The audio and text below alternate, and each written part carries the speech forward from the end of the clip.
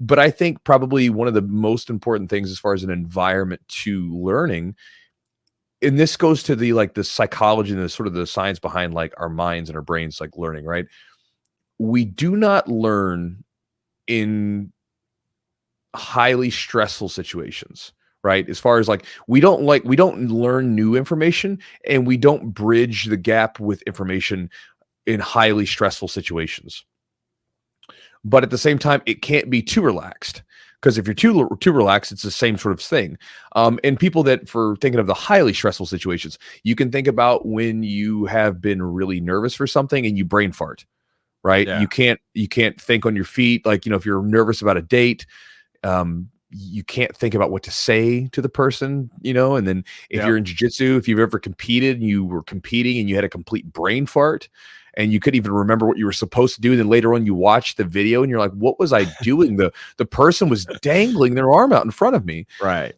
That's an example of that. And so when you're in an excited state where you're aroused, but you're not like too much so, that's kind of the perfect. So you want to be energized, you want to be energetic, and you want to be excited, but you don't want to be too much. And then you have to have a place where people feel safe to mess up, because learning is, failure is the currency by which you pay for things. As far as jiu-jitsu goes, I've talked about this before on the channel and in the podcast. Failure is the currency. We don't look at it that way because we're too obsessed with like our outcomes and we have our expectations.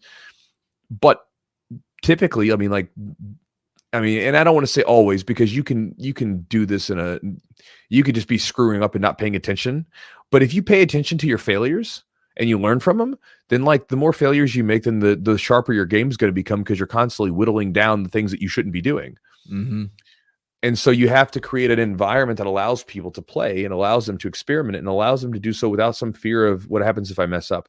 That was one of the problems.